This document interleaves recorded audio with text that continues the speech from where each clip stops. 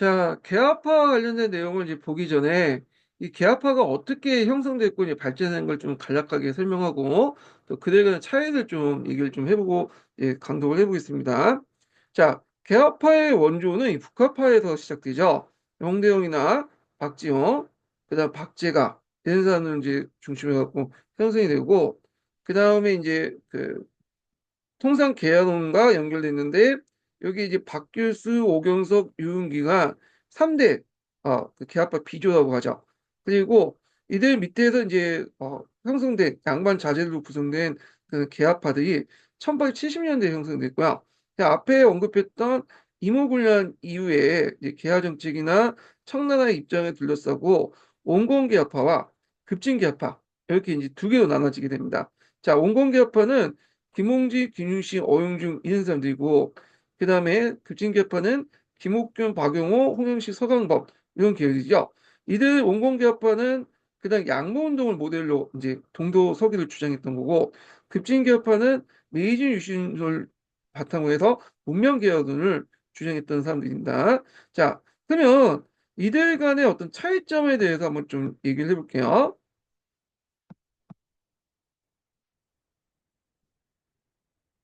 자, 온건계파와 급진계파의 차이를 보겠습니다. 자, 온건계파, 급진계파들은 또 4대당, 개야당이나 불려요. 4대당이라고 불렸던 거는 이제 친정, 온건계파들이 친정 정책을 이제 추구했잖아요. 이런 거와 연결됐다는 걸 좀 보시면 되고, 자, 온건계파들은 민심정권과 결탁됐고, 청의 양모운동을 개혁 모델로 해서 친정 4대 정책을 했고요. 이때 이제 개야의 의미는 조선은 유교의 의미 개야된 나라다. 외교론에서 볼 때 보면 양절체제 외교론, 신중화개화 정책 이렇게 있는데 이 양절체제 외교론은 그 당시 육일주의라는 사람이 이제 얘기를 했던 거죠. 예. 그러면 이게 새로운 기능이 생겨가지고 잘못 눌렀어. 양절체제 외교는 뭐냐? 이 6.1준이 이제 얘기했던 건데, 중국하고 우리나라 관계는 4대 외교죠. 네, 조공채권 관계를 맡는 4대 외교고, 서양과 일본의 조선과의 관계는 만국공법의 어떤 평등한 관계예요. 그래서 이는 4대 외교, 만국공법의 어떤 평등한 외교가 동시에 존재하는 외교 관계를 양절체제로 이렇게 이제 얘기하는데, 자, 이 양절체제도는 뒤에 이제 청일전쟁에서 일본이 승리할 때까지 계속되고요.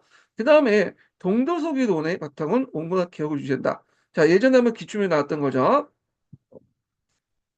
그러니까 유교 정신과 제도를 유지한 채 기술만 수용하는 동도서기. 그리고 정치 제도와 사회 제도는 소극적이었다. 이렇게 보시면 되겠습니다. 자, 동도서기는 여기 잠깐 이제 관련된 사료가 이제 있는데 이 부분 그래서 신기석의 사료 부분과 그다음에 각기령의 사소 상소 내용인데 각기령의 그 각기락의 상소 내용이 예전에 한번 기출에 나왔어요. 그래서 한번 쭉 이제 보시면 될 것 같고요. 자, 그 다음에 이제 급진계합파 해볼게요. 급진계합파는 계하당이라고 불렸고, 일본의 메이지 유신을 이제 모델로 했고요. 그리고 청의 간섭과 정부의 4대 정책 불만을 품었던 거고, 일본의 메이지 유신에 영향을 받기 때문에 문명개혁론을 주장했죠. 이 문명개혁은 일본에서 처음 나왔던 용어잖아요. 그래서 이제 그 당시 문명국가, 그 다음에 반문명국가, 그다음 미개국가 이렇게 해놓고 그 당시 일본은 미개나 반문명 국가다. 그래서 문명 국가가 되려면 서양의 문화를 적극적으로 받아들여야 된다. 자, 요거 이제 논리인데 이걸 이제 조선 상황에도 뭐냐면 적용돼서 조선은 야만 미개 상태고 그걸 하기 위해서는 일본과 서양의 문화를 적극적으로 받아들여서 개화시켜야 된다. 이게 문명 개화론이야. 근데 이에 반해서 조선은 이제 이미 개화된 나라다. 온건개혁파 입장이 좀 다르죠. 자, 그 다음에 이제 외교범위 개화 속도에서 청일 종속에서는 조선이 독립을 강조했고요. 그래서 독립을 강조했다. 독립. 음. 그래서 그 당시에 독립이라는 나라를 우리나라 쓰지 않았죠. 그러니까 이게 뭐하고 비슷하냐면 지금 대만하고 중국의 관계에서 볼 수가 있어요. 양안 관계라고 하는. 그러니까 대만은 오면 지금 독립국이잖아요. 근데 또 대만은 자기 독립국이라고 얘기 안 하죠. 한 번도 공식적으로. 왜냐면 대만이라는 것을 이제 대만이 독립국이라고 대만이 언급할 경우에 그 당시 중국은 하나다라고 하는 중국 정부의 방침하고 충돌하게 되잖아요. 그래서 중국의 위협을 더 받을 수 있기 때문에 독립국가지만 실제로 독립이란 말을 쓰지 않죠. 그때 조선도 마찬가지예요. 조선도 독립국가야.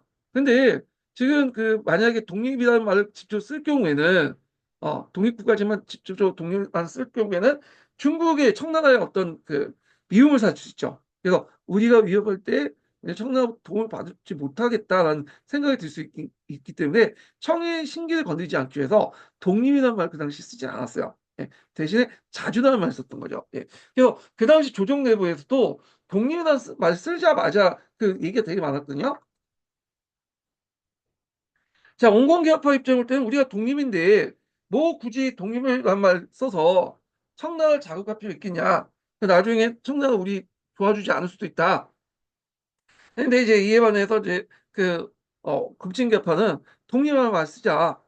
청나라 도움 안 받아도 일본이나 우리식으로 충분히 할 수 있다. 이렇게 주장을 했던 사람들이죠.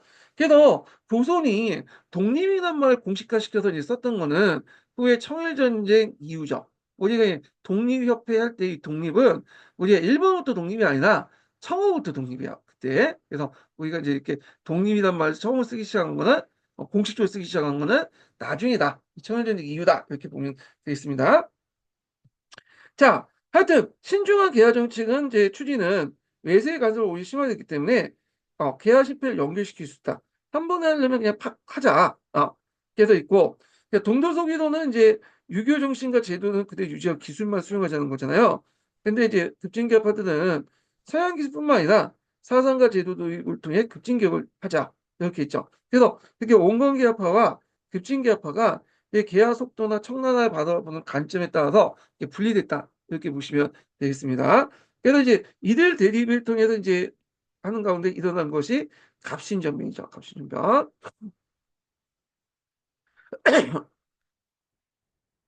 자, 그 다음에 이제 넘어가서 이제 교과서 한번 읽어보겠습니다.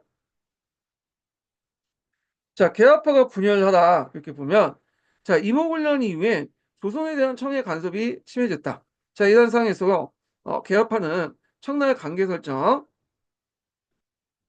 그냥 계열 속도 방법을 둘러싸고 급진개파와 온건개파로 이제 나눠주고요. 앞에 여기 한 것처럼 온건개파 청나라 4대, 그 다음에 급진개파 청나라 4대의 관계를 청산하고 독립을 하자 얘기고 양운동, 메이지유신. 그 다음에 서양의 기술 이런 것은 서양의 기술뿐만 아니라 사상과 제도도 도입하다. 서양의 기술을 받아들이지 않는 것은 동도서기 이렇게 보면 되고 요와 비슷한 말이 이제 중체서용 있죠. 중국에서. 자, 그러면 이제 급진개혁파가 얘기했던 갑신전변 관련된 내용을 이제 보겠습니다. 자, 갑신전변 같은 경우에는 이제 1884년에 일어났죠. 갑신의 배경은 여러 가지가 이제 볼 수 있는데 일단 뭐 개화 정책의 후퇴를 볼 수가 있고 그 다음에 급진개혁파, 원공개혁파의 어떤 대립 구도 그리고 이제 신정 세력 같은 경우에는 개화당을 이제 탄압했죠. 그리고 이제 있고 그다음에 민심권의 어떤 갈등 이런 원공개혁파를 지지하고 급진개혁파를 탄압을 했잖아요. 자 그리고 거기에다가 이제 뭐냐면 청해 내정 간섭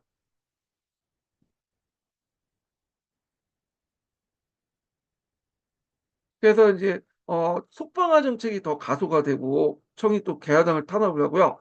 그다음에 다섯 번째가 재정 타결을 위한 어떤 대립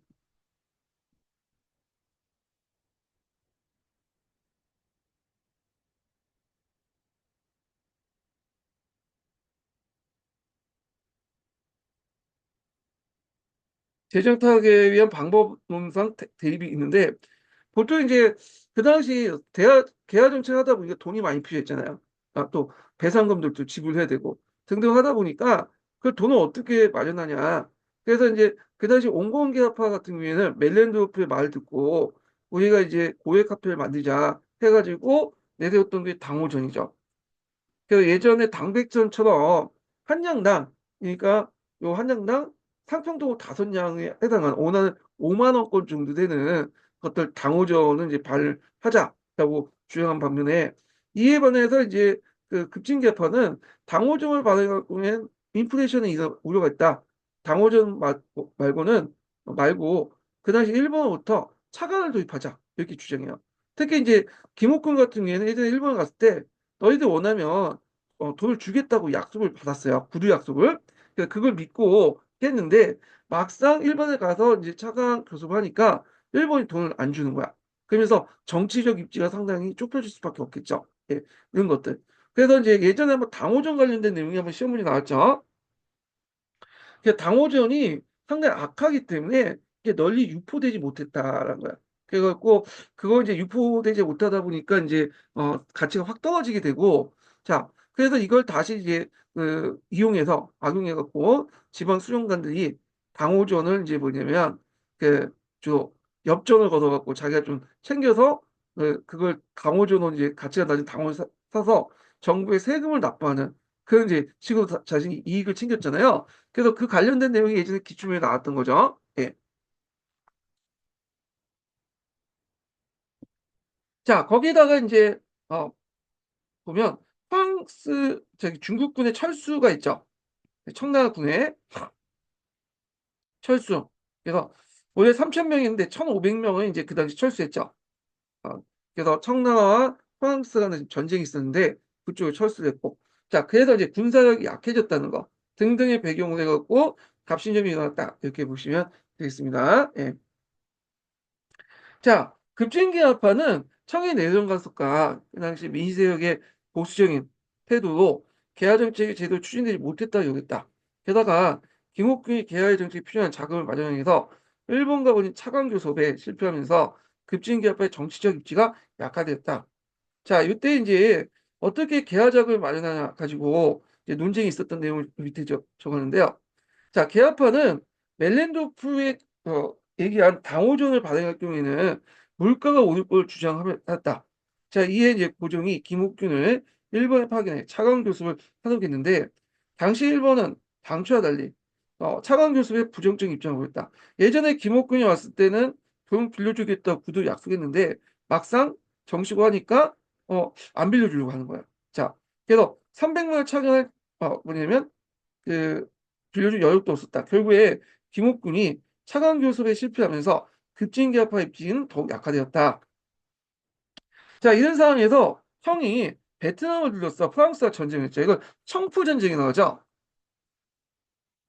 한국사는 아니지만 이제 예전에 중국사에서 청포 전쟁이 예전에 기출문에 나왔죠.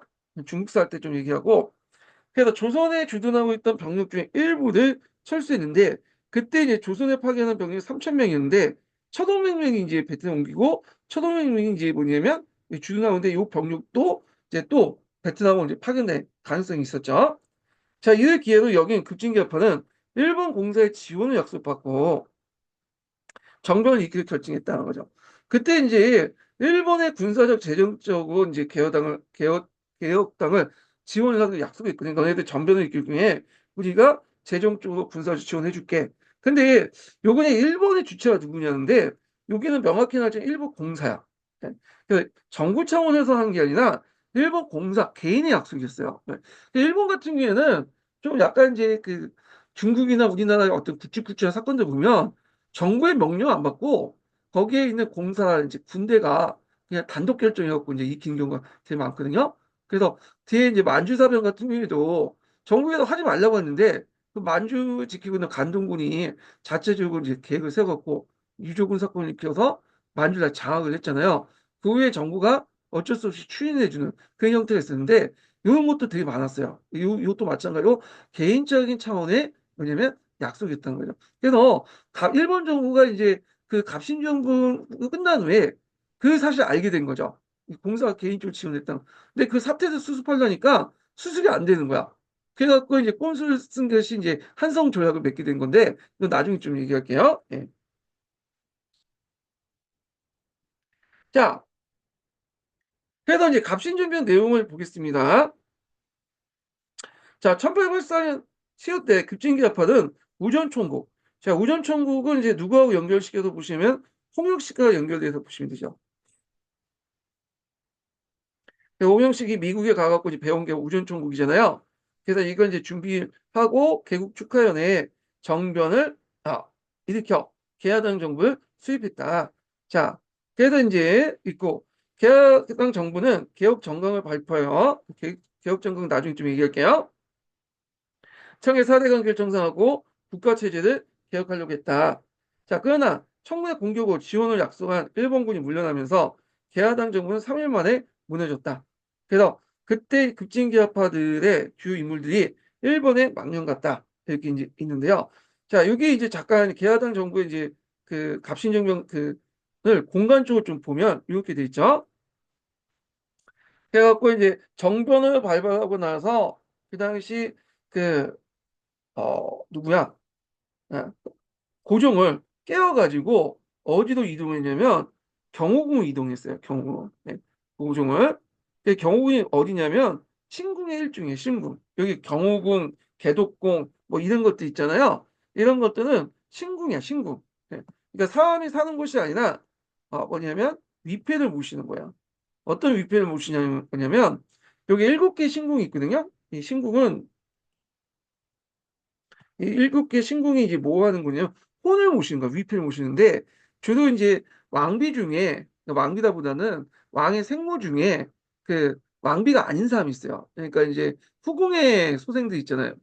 그래서 나중에 이제 그 자기가 아들이 왕이 되고 나서 자기 어머니를 위해서 이 신궁을 만든 거야. 왜냐하면 그 종묘나 그 이런 곳은 왕비만 갈 수 있잖아. 왕비의 신주만 모실 수 있으니까. 그래서 후궁의 중에 왕을 생산한 그 후궁의 그러니까 자기 어머니가 후궁인 사람들을 신궁을 모셔놓은 곳이 그 7개 신궁인데 경옥이나 계동국도 그 중에 하나죠. 이 경옥은 아마 순조의 어머니를 모시는 신궁일 거예요, 아마. 하여튼 근데 경옥을 갔는데 거기에 너무 장소가 좁은 거야. 그러면 왜 여기에 이제 뭐냐면 그 개화당이 이렇게 갔냐? 여기가 좁기 때문에 방어하기가 좋아요. 그래서 이제 일본군하고 그 당시 개야당이 이제 동원했던 병력들이 여기 좁은 곳에 경우에 방어하기 딱 좋아서 갔는데 그 당시 민비나 이런 사람들이 반발이 크니까 다시 창덕궁 돌아간 거죠. 예. 그래서 창덕궁을 돌아갔다가 그때 이제 틈을 노려가지고 중국군이 막 들어온 거야. 그러니까 청나라군이 들어온다는 소식을 알고 일본군은 이제 쫙 빠졌고 그때 개야당밖에 없으니까 곧바로 이제 체포돼서 죽거나 도망치거나 해서 갑신점이 끝났다. 이렇게 보시면 되겠습니다. 여기 웅영궁이 있는데 웅영궁은 예전에 고종이 살았던 어릴 때 살았던 잠재죠.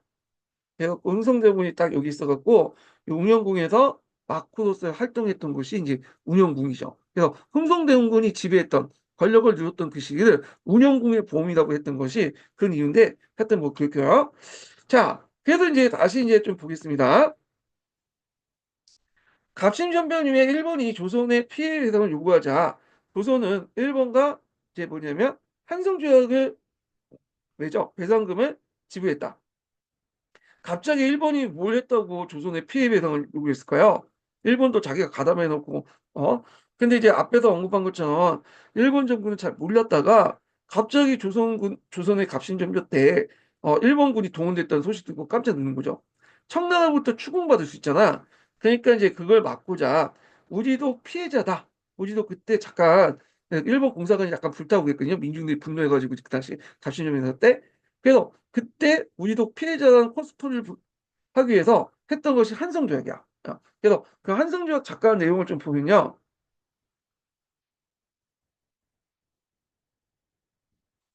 이게 몇 페이지야? 피해자 코스프레를 했던 게 한성조약인데 내용을 좀 보면 자, 여기 있죠. 그래서 이때 뭐 거주민이 좀 피해를 입었다. 그 다음에 여기 이제 그 일본이 이소바야시 대위가 사회범을 처단할 거 해갖고 그때 뭐 일본인도 몇 명 죽었나 봐요. 예. 왜 죽었는지 뭐 민중들 그 당시 이제 갑신정변 이후에 일본에 대한 분노가 폭동이 좀 일어나서 그렇게 이제 죽은 것 같은데 자 등등 해갖고 이제 한성조약과 일본이 맺었던 거. 자, 그 다음에 이제 중국하고 청나라는 뭘 맺었냐 하면 행진조약금이었어요. 그래서 조선에서 군대를 철수하고 그다음에 조선의 군대를 보내기 전에 상대국에 알리도록 했다. 음. 그래서 이제 그 당시 갑신정변 이후에 일본이 청해 양국 군대 철수를 요구했는데 청은 이북을 거부했지만 영국이 협상을 종료해서 팽진 조약을 이제 체결했다 이렇게 되는데 자 요런 것도 있지만 또 청나라가 또 좀 얘기하다 보니까 청나라도 그 당시 상황이 좀 좋지가 않았어요. 그 이유가 뭐냐면 청포 전쟁이 있었죠. 자, 청포 전쟁 안에서 그다음에 일본의 어떤 외교적 지지가 좀 필요했거든요. 그리고 인제 하다 보니까 또 이 텐진 조약을 또 체결할 수밖에 없고 그 공동 철병했고 또 청나라가 또 청포 전쟁에서 또 병력을 더 추가 파견하려고 했잖아요. 그런 여러 가지 이유로 해 가지고 결국에는 청나라가 유리한 상황에도 불구하고 그 당시 텐진 조약을 맺어 가지고 동시에 철수를 하고 만약에 조선에 군대를 보내기 전에 상대를 알리도록 했다. 그래서 나중에 동학농민 운동이 나올 때 청나라가 군대를 파견했잖아요. 그때 일본이 이렇게 알렸고 일본이 인제 그것을 받고 통을 받고 제무포 조약에 근거해 가지고 군대를 인제 파견했고 파견 사실 청나라에 또 텐진 조약에 입각해서 또 알렸죠. 예. 자, 이런 내용들 파악을 해 두시면 되겠습니다. 자, 갑신전변은 의의가 나오는데요. 자, 의의가 예전에 한번 시험 문제 나왔죠. 이해 한계가. 갑신전변은 자주적인 근대 국가의 건설을 목표로 한 정치개혁 운동이었다. 하지만 일본에 지나치게 의존했고 대다수 관료들 민중의 지지를 얻지 못했다. 그래서 의의와 한계가 관련된 내용이 기출에 나왔는데 너무 짤막하게 돼 있죠. 예. 그래갖고 요거는 좀 약간 이렇게 좀 보충하면서 좀 보게 하겠습니다. 자, 일단은 뭘 보냐면 의의 한계 보기 전에 앞에 인제 갑신정변 관련된 내용, 정강 관련된 내용을 좀 볼게요. 정강 관련된 내용이 예전에 기출에 사지선단 기출 문제 나왔거든요. 요게 인제 학문 원문이고 요게 해석 내용인데 일단 좀 보겠습니다. 자, 정강에 보면 청에 잡혀간 흥성대원군을 곧 돌아오도록 하고 종래 청에 대해서 행했던 조공혁례를 폐지한다. 자, 이거는 청의 4대계 외교 관계를 폐지한다. 그런 의미가 있고 흥성대원군을 왜 데리고 오냐. 일단 흥성대원군은 북부잖아. 그래서 왕의 아버지잖아요. 야, 왕의 아버지가 청나라에 잡혀갔다는 게 상당히 상식적으로 상당히 뭐냐면 탕을 받을 수 있고 그다음에 인제 또 흥성대원군을 통해서 누굴 견제하려고 예 민시대를 견제하려고 했던 것도 있다라고 보시면 돼요. 예. 자, 그리고 인제 흥성대원군하고 갑신정변 주체를 이끌었던 급진개합파 인물들이 완전히 성향이 극대극이죠. 한쪽은 극우고 한쪽은 극자인데 이게 극은 극끼리 통한다고 서로 친밀감이 있어. 지금 뭐 푸틴하고 그 당시 이제 트럼프가 어 성향은 좀 다르긴 하는데 그러니까 약간 좀 뭐냐면 좀 강경한 형님들이잖아. 그러니까 좀 잘 통하잖아. 그때는 마찬 흥성대원군도 급진개혁파에 대해서 상당히 우호적으로 본 것 같아요. 예. 하여튼 뭐 그렇게 있고 자, 그다음 문벌을 폐지하여 인민평등에 걸린 내세여서 능력에 따라 관리를 임명한다. 자, 이 말은 갑신전변이나 갑오개혁이나 동학농민운동의 공통적인 거야. 예전에 기출문에 나왔던 거죠. 그래서 양반의 신분제도이나 문벌제도를 폐지하고 능력에 따라 인재를 투명한다. 그 내용인데 상당히 이거는 뭐냐면 의미가 있어요. 왜냐면 갑신전변을 익혔던 김옥균이나 그 사람들은 노른 명망가 출신들이야. 그래서 자기가 굳이 정변을 익히지 않아도 평생 동안 먹고 살 수 있었던 사람인데 자신의 기득권을 버리고 인제 자기의 어떤 신분적인 계급적 이해관계를 버리고 뭐냐면 이렇게 쿠데타에 감행을 했잖아요. 예. 그래서 이런 주장까지 했다는 거는 그런 측면에서 상당히 의미가 있다. 그들이 상당히 선진적이었고 상당히 생각이 앞서 있었다. 이렇게 볼 수가 있겠죠. 자, 그다음에 지조법을 개혁해서 관리의 부정을 막고 백성을 보호하면서 국가 재정을 넉넉히 한다. 자, 지조법이란 말은 메이지 유신 개혁 때 했던 거죠. 그래서 메이지 유신 때 생산량 이거 곡고닥가죠. 곡고닥가가 아니라 그다음에 지가를 기준에서 이제 했잖아요. 그 당시에 우리나라도 생산량이 어떤 결부제를 했잖아요. 근데 결부제 같은 경우에는 상당히 주관적 판단이 들어갈 수 있죠. 그러니까 절대적인 명정인 면적을 바탕으로 해서 거기에 지가를 기준해서 걷자. 자, 그래서 인제 이걸 통해서 뭘 하냐? 자, 지세제도를 개혁하여 중간 수탈을 막고 백성의 부담을 줄이며 국가 재정을 늘리겠다. 그래서 요런 게 메이지 유신의 어떤 것들 영향을 받았다는 걸 좀 보시면 되고 내시부를 없애고 그중에 우수한 인재를 등용하자. 그다음 부정한 관리 중에 그 죄가 심한 자는 치지하고 한국제는 없애죠. 구장각을 폐지하다. 자, 구장각은 정조 때 만들었던 개혁 정치 기구죠. 근데 세도 정치 때는 구장각 출신의 어떤 그 관리들, 특히 이제 안동김 씨 같은 김종수 같은 사람들이 이 기조 구장각을 바탕으로 정권을 뭐냐면 휘둘렸거든요. 그러니까 구장각이 그 당시 외적 정책 기반이 됐던 그 변질된 거죠. 그래서 외척 세도 정책 기반으로 변질된 규장각을 폐지하겠다 이렇게 있고 급히 순사를 두어서 도둑을 방지한다. 근대적 경찰제도. 그러니까 해상공국을 확보한다. 자, 해상공국이라는 것은 이제 1884년에 만들어져서 보국성의 특권을 보호했던 기구인데, 이 해상공국 외에도 이제 여러 기구 있어요. 상리국도 있고 있는데, 이건 나중에 좀 설명하고요. 그래서 정근대적 상업특권을 폐지하겠다라는 의미가 있다는 거죠. 자, 여기에서 이제 볼 수 있는 게 뭐냐면, 그 당시 이제 갑신전병을 일으켰던 급진계합파의 경제관이라고 볼 수 있는데, 이들의 경쟁은 자유주의자들, 무역주의자들이에요. 관세 없애고 시장 경쟁을 하자.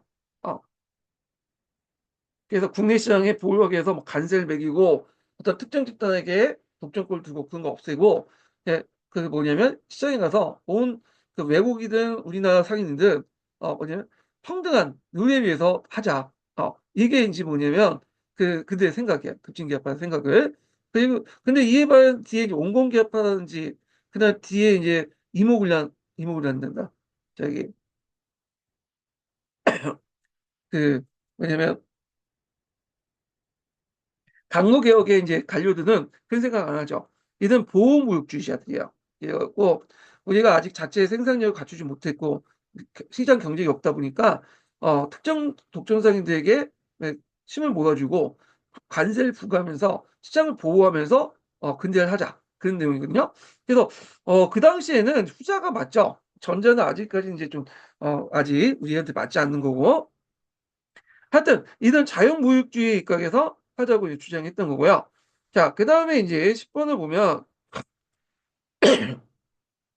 자, 기양사를 하고 있던 자와 옥에 갇혀 있던 자는 그 정상을 참작하여 적당히 형을 강하다. 그래서 형사재판을 개혁해서 민심을 무마하겠다는 거고 사형 앞에서 일형하고 영중의 장정을 선발해서 근위들 급히 설치한다. 군사제도 관련된 내용이고요. 그 다음에 모든 재정은 호주로 통한한다. 그래서 예전에는 각 간청이 예산 세우고 세금도 징수하다 보니까 되게 이제 불필요한 예산도 많이 걷게 되고 또 나가게 되잖아요. 그러다 보니까 자 이런 것들 막고 그래서 모든 그 간청을 예산을 재정에 있는 모든 간청의 재정 운영을 호주 통합하다 이렇게 이제 했던 거고요. 자 그러니까 대신과 천천은 의정부에 모여서 정령을 의결하고 반포한다. 근데 요거는 약간 이제 예전의 교재이기 때문에 좀 잘못된 부분이 있어요. 이거 좀 잠깐 설명하면 원래 원본은 이렇게 돼 있거든요. 대신과 천차는 매일 한문함에 의정부도 있지만 이거 의정소예요. 의정소에서 하의하고 결정하고 정령을 공포에 실시할까 이렇게 있어요. 그래서 여기도 원문이 의정부가 아니라 의정소죠. 예. 근데 이제 몇 개 책에서는 이게 의정부로 돼 있어요. 그러니까 정확한 의정소예요. 의정부는 이제 6조 거리 밖에 있는 게 큰 의정부, 우리가 알고 있는 의정부고, 의정소는 6조 거리 안에, 궁궐 안에 설치된 곳인데, 주로 이제 계합파 관리들이 중심을 갖고 뭐냐면 운영하려고 했던 것이 의정부죠. 그래서 의정부 같은 경우에는 거기 운영을 하면 좀 곤란한 게 조선사회가 아무리 이제 그 간직의 변화가 있다고 해도 고위직이 있다고 해도 자기가 높은 간직 올라갔다 해도 대신이 되고 하더라도 한계가 있겠죠. 나이가 있잖아. 장유유선한 그 있잖아요. 그러니까 20대에서 거의 많아봤자 김옥균이 한 30대 초반이었는데 20대, 30대 새빨개 어린 애들이 모여가지고 자신이 이제 뭐 심을 통해서 권력을 장악해서 대신이 되고 뭐 참전이 됐다고 해도 그래도 이제 거기 의정부에 가가지고 논하기는 좀 그렇다 그죠. 그 사람들 나이대가 거의 젊어도 50대고 보통 6, 70대잖아. 그러니까 자기 아버지 뻘 한 사람하고 또는 할아버지 뻘 한 사람들하고 같이 정치를 논하기는 좀 자기들도 꺼리낌 했는지 또 의정부는 아니고 따로 별도의 기관 의정소를 둬서 자신들끼리 이제 좀 정치를 하려고 하는 것 같아요. 그래서 이게 의정소야, 의정소. 그래서 이게 의정부가 아니라 의정소 좀 고쳐주시고 책마다 어떤 책은 의정부, 어떤 책은 의정소 돼 있는데 의정소가 정확한 거예요. 예. 자, 그래서 이제 다시 넘어가서 여기 넘어가자. 그 다음에 의정부 6조 외에 불필요한 필요한 기구는 없앤다. 그래서 이제 그 당시 이런 게 있고요. 근데 내각제도 개입하는데 요거 관련된 내용은 이제 의미를 물어본 적 있죠. 요거는 내각제도 입헌군주제를 지향한다. 내각제도를 설립해서 입헌군주제를 지향한다. 아직까지는 실시는 아니지만 입헌군주제 지향한다는 의미가 있죠. 예, 실시는 아니에요. 그래서 예전에 한번 요 관련된 내용 있다는 거. 입헌군주제가 실시하려면 의회와 관련된 법이 있어야 돼요. 헌법이 있어야 되는데 아직 그건 없고 이렇게 이제 왕이 독단이 아니라 대신과 첨찬 이거는 주로 자기들이죠. 주로 급진기업화들 의정부에서 모여가지고 이렇게 그러니까 뭐 뭐냐, 집단 그 운영 체제를 통해서 정책을 결정한다 이렇게 보시면 되겠습니다. 자, 그래서 이제 의의와 한계를 이제 좀 정리를 해보면요. 자, 의의와 한계를 정리하기 전에 이들이 지향하는 것들이 뭐냐 이렇게 먼저부터 얘기할게요. 이거 예전 기출문제 나왔던 거니까 완전 독립, 입헌군주제를 실시하자. 네. 자, 그리고 평미 국민평등 권리의 제도를 제정하고 경제적 근대 자본주의적 경제와 산업을 지향하자 이렇게 이제 했던 거고요. 자, 그 다음에 의의와 한계를 좀 보겠습니다. 자, 의의는 그 당시 근대 국가의 수입의 목적 시도로서 반복상 의로부터 개혁과 일본의 결탁은 불가피했다. 그 다음에 중국에 대한 정통의 4대 강을 청산하고 전제군주제, 입헌군주제를 바꾸려는 정치개혁의 최초의 시도였고 그러니까 국민주권주의를 지향한 최초의 정치운동이고 부유주의 개혁운동이었다. 그 이해가 이제 2000년도 기출문에 나왔어요. 예. 그래서 예전에 7차 교과서, 그러니까 오리지널 7차 교과서나 근현대사 7차 교과서 같은 경우에는 상당히 이제 자세히 돼 있거든요. 의 관계를. 근데 요즘에는 내용 축소한다고 많이 이제 축소해가지고 그냥 딱 한 줄만 서술돼 있는데 이런 내용들 좀 기억을 해두시면 될 것 같고요. 한계 같은 경우에는 이제 뭐냐면 개혁을 지지해줄 농민층, 도시상공인층의 지지를 모으기에 구체적인 시도를 하지 못했다는 거. 그다음에 지주제 부장이 아니라 지지층의 기득권을 유지하고 이들을 부유주와 지향해 농민들의 지향과 불일치한다. 그 당시에 이제 농민들은 자기가 땅을 얻는 지주제를 철폐하고 자기가 땅을 얻는 방법, 그러니까 토지 개혁을 원했는데 그런 건 전혀 없고 구세제도 개혁만 있죠. 앞에서 얘기한 것처럼 토지 개혁은 전혀 없고 요 지조법 개혁밖에 없어. 아마 이들은 요 자신의 경제적 이해관계를 완전히 떨쳐내지 못했다. 그러니까 신분상 어떤 것은 이제 머릿속에 신분상 관념적인 것들은 떨쳐낼 수 있는데 막상 이돈 문제 같은 경우에는 이거는 떨쳐내기 어려운 그런 부분이죠. 제일 중요한 거니까. 예. 그래서 이들이 노동 집권층이기 때문에 또 양반 지주들이잖아요. 그러다 보니까 자신의 경제적 이해관계를 떨쳐내지 못하고 이 지조법에 한정돼서만 이 조세 개혁만 했다. 부세제도 개혁만 이렇게 좀 그래서 농민층으로부터 그냥 큰 지지를 받지 못했다. 이렇게 볼 수가 있는데 뭐 3일차가기 때문에 또 그 당시에 뭐 매체도 발달하지 못했기 때문에 뭐 지지를 이끌 만한 시간도 없는 것 같아. 자, 근데 결정적으로 이게 또 한 게 마지막. 일본의 침략을 의도를 인식하지 못하고 무력 지원을 받으려 시도했다. 그러다 보니까 그들의 의도와 상관없이 일본을 끌어들였잖아. 그러니까 대다수 관료와 일반민이 외면받았다. 이렇게 이제 보시면 되겠습니다. 자, 그래서 이제 요 한 개 내용도 같이 기억을 해두시면 될 것 같고요. 자, 갑신전변 때 주요 인물들의 활동. 요게 예전에 한번 시험문제 나왔던 거거든요. 10년도 기출문이 나왔던 건데, 자, 일단 김옥규는 갑신전변 이후에 도망갔죠, 일본으로. 네, 일본 갔다가 처음에 일본 정부가 환영했지만 쓸모 가치가 없으니까 김옥규이 번임을 받았잖아요. 한때 또 기한까지 갔고. 그러다가 이제 그 당시 이제 홍종원 인물을 만났는데, 홍종원 인물에 이제 게임을 받아가지고 그 당시 어디까지 상해인가? 상해 갔다가 홍종호한테 암살당하죠. 홍종호가 그 사람을 시체 가지고 이제 와가지고 이제 고종한테 바치니까 고종이 이제 어, 김옥균의 시체를 산산조각 나서 양아지네 좀 걸어놨다고 하잖아. 호실을 해놓고. 예. 그래서 뒷 그 뭐냐면 뒷이 좀 약간 비참했고요. 김홍지 있고 어용종 같은 사람이 있는데 이 연윤주 같은 갑오개혁도 이제 있고 민영이 이거 각각 읽어보시고요.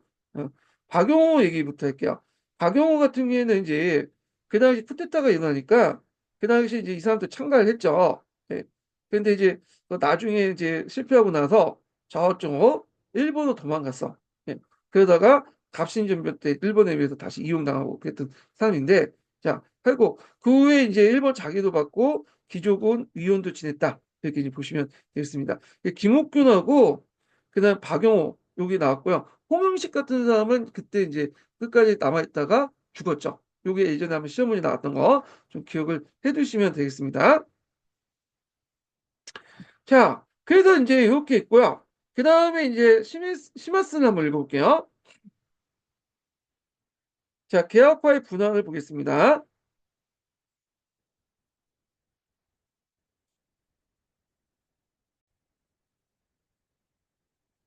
자, 계약파의 분할 관련된 내용을 이제 시마스에서 한번 읽어보겠습니다.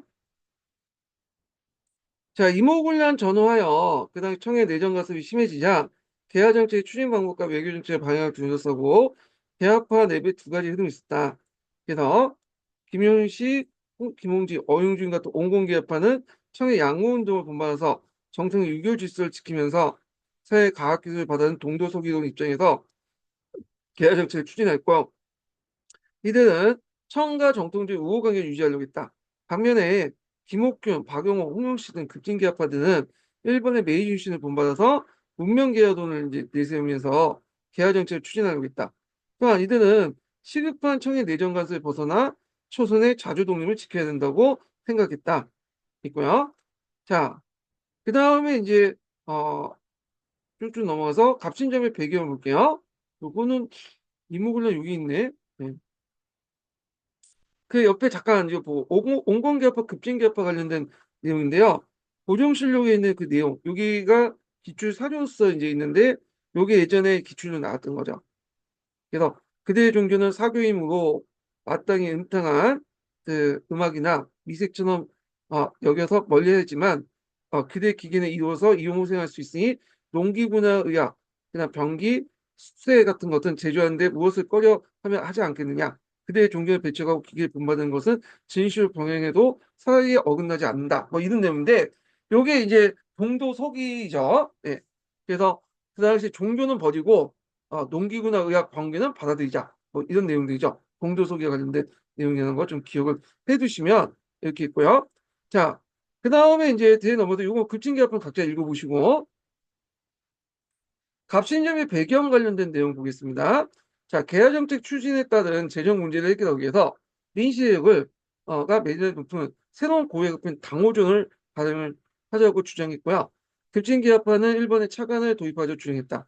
자, 김옥균이 일본에 차관을 도입하는 데 실패하자 조정내에서 급진개혁파 영향이 약화되었다. 자, 그래서 이제 이 당호정은 면목상 상평통부의 5배 가치나 실제로 2배 가치 지나자 물가에 폭등하는 원인이 됐고요. 그 당호전이 그 다 쓰였던 건 아니에요. 그래서 이제 주로 이제 수도권 지역은 쓰는데 그 지방까지 쓰이지 않았다고 그래요. 그래서 이제 이 당호전의 가치가 떨어지니까 엽전을 받아서 당호전을 이렇게 납부를 하는 식으로 해서 지방 관료들이 많은 세금을 왜냐면 떼먹었다고 하죠. 그래서 그것을 이제 막기 위해서 정부에서 세금을 바칠 때는 엽전을 갖다 바쳐라 라고 명령을 내렸고 했는데 이 부분이 예전에 기출문에 나왔던 거죠. 때마치 베트남을 둘러싸고 청포전쟁이 발발하여 조선에 주둔한 청군의 일부가 철수했다. 자, 급진개혁파는 청의 내정갓을 벗어난 기회라고 판단하여 정변을 익힐 계획을 세우고 일본 공사로부터 군사적 지원을 약속받았다. 이렇게 있죠. 자, 그다음 갑신전별 발발 보겠습니다. 자, 급진개혁파 우정총국 개국 축하연을 기회로 자, 우정총국 요거 시험을 나올 수 있을 것 같아. 우편 업무를 담당하기 위한 기구죠. 그래서 이제 인수세력의 고위 관리를 제고하고 개헌 정부를 수입했다. 자, 이들은 14개 주 종각을 발표하여 청에 대한 4대 관계를 폐지하고 그 다음에 의정부 육조체제 근대적 내각제로 바꾸려고 했다. 이렇게 있는데 이게 뭐겠어요? 해당 여에 따라서 의정부 육조체제를 바꾸려고 했는지 아니면 이걸 의정소 중심으로 이제 해서 여기 근대적 내각제도 이제 하려고 했는지는 구체 내용이 적혀 있지 않으니까 잘 모르겠고요. 하여튼 이 근대적 내각제도 수입은 뭐와 연결될 수 있냐면 앞에서 얘기했죠. 입헌군주제. 입헌군제 실시는 아니고 입헌군제 지향했다. 음.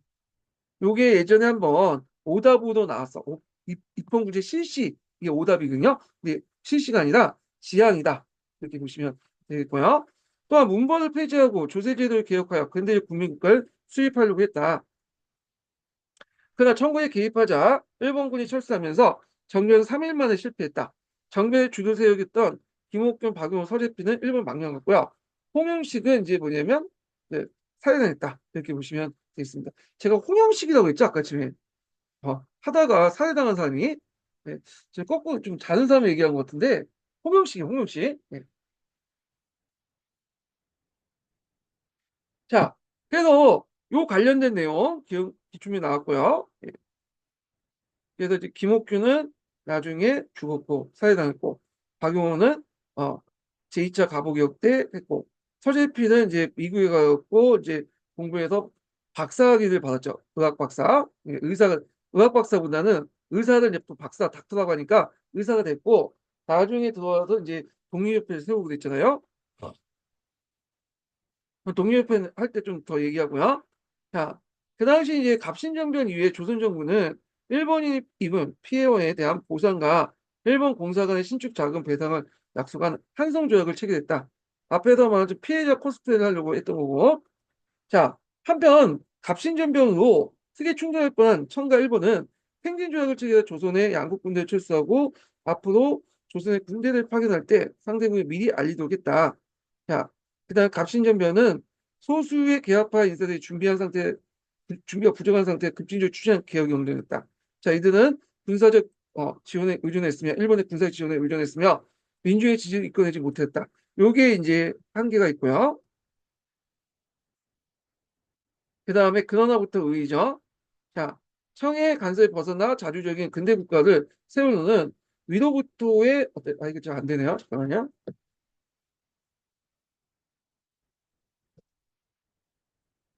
자, 위로부터의 정치 개혁 운동에서 의의가 있다. 이렇게 보시면 되겠습니다. 자, 거기에 이제 잠깐 그 시민한국사 부분을 좀 볼게요. 이게 중요한 내용이니까 중요한 내용은 좀 시민한국사에 보고 넘어갈게요. 예. 요거는 좀 교과서 읽다가 볼까요? 잠깐만요. 펴놓고 이제 좀 하겠습니다. 음, 음. 자, 일단 요거 하나 더 있으니까 해당 교과서 읽고 넘어갈게요.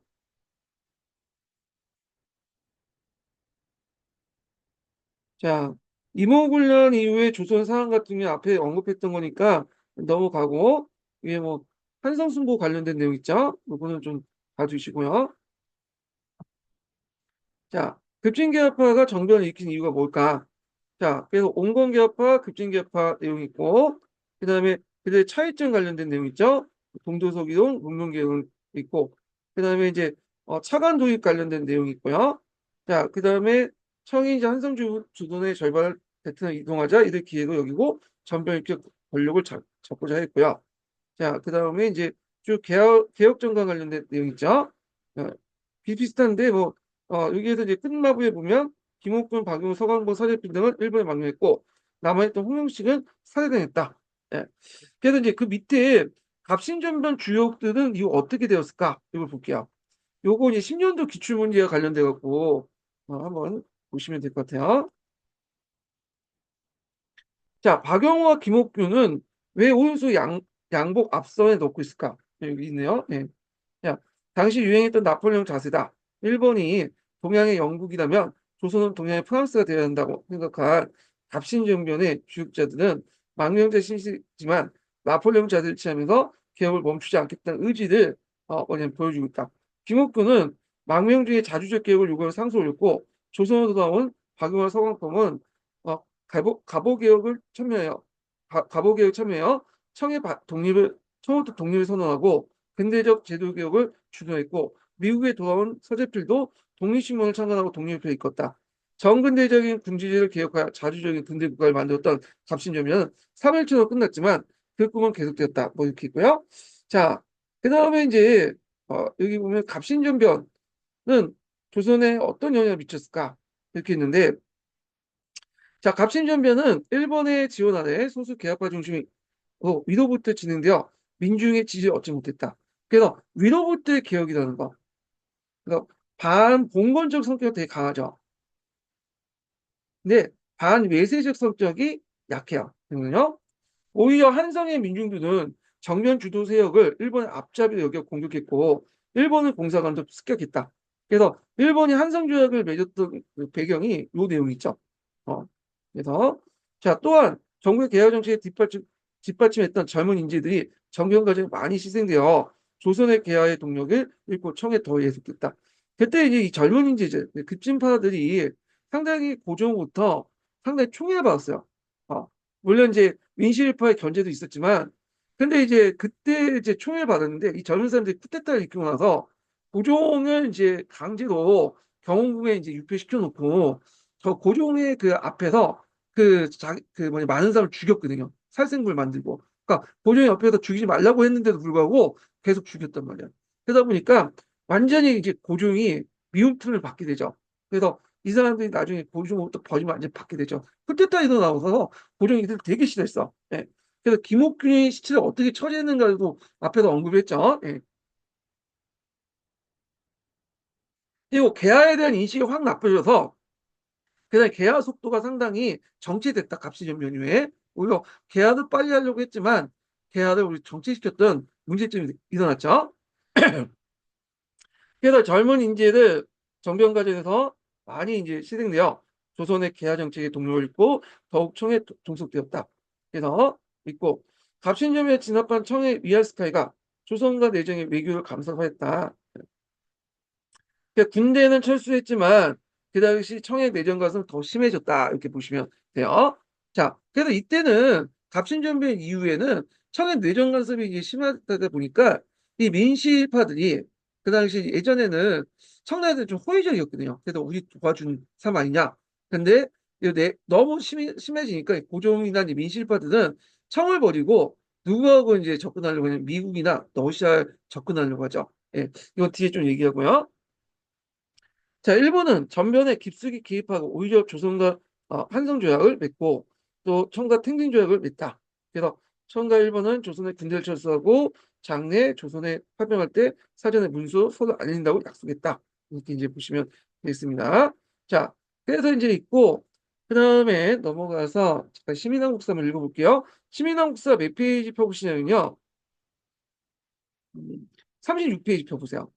36페이지. 자, 앞에 부분에는 이제 계약, 그 뭐냐면, 이모군란이 끝난 후에 그 당시 이제 갑신윤변에 일어난 가정들, 배경이 쭉 나와 있고, 그 다음에 차관 도입했지만 실패했다고 한 내용이 있고요. 그리고 이제 그 내용부터 있고, 그냥 여기부터 한번 읽어볼게요. 네 페이지, 36페이지 두 번째 대답부터 읽어보겠습니다. 자, 1884년 6월에 김욱균, 박용호, 홍영식, 서강범, 서재필 중심으로 한 개화당 이사들은 급진적 개혁 방안을 모색했다. 그리고 청골전쟁의 발발로 조선의 청군 1,500명이 철수하자 개화당은 본격적인 정변 준비에 착수했다. 자, 박용호와 웅열이 양성했던 군인과 사관생도 등을 포섭해 병력을 확보하고 일본 무사 다케조 신이치로 이 사람이 이제 개인적으로 이제 병력을 파견할 때 약속을 해줬잖아요. 그래서 일본군 지원을 약속받았다.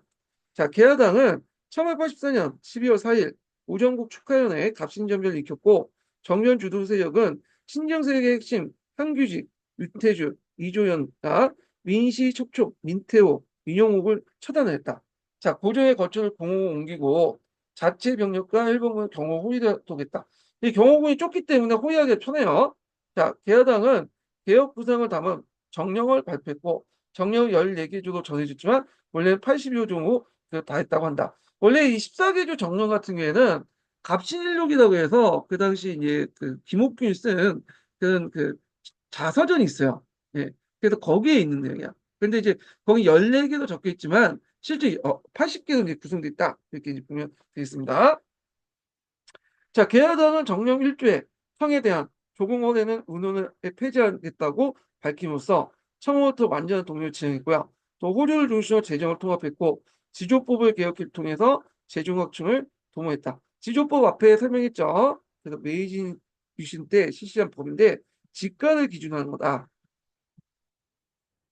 그 다음에 인민평등권을 내려 신분제 폐지를 이제 구상했고요. 조세, 교육, 복역 등 평등을 지향하고 군사적 사용을 인력을 통합해서 서구식 훈련과 편제를 도입하여 운영하려고 했다. 자, 정령에 드러난 개혁의 핵심은 정치체제와 국가 권력의 운영에 관한 구상이다. 개화당은 이원적인 정부 조직을 정통의 의정부와 6조 1원에 효율적으로 이제 구축하려고 했다. 이렇게 했는데, 요거는, 뭘 가지고 얘기했는지 잘 모르겠어요. 그래서 정통령 의정부와 6조 1원 하려고 했는데, 여기 내용을 보시면 알겠지만, 잠깐.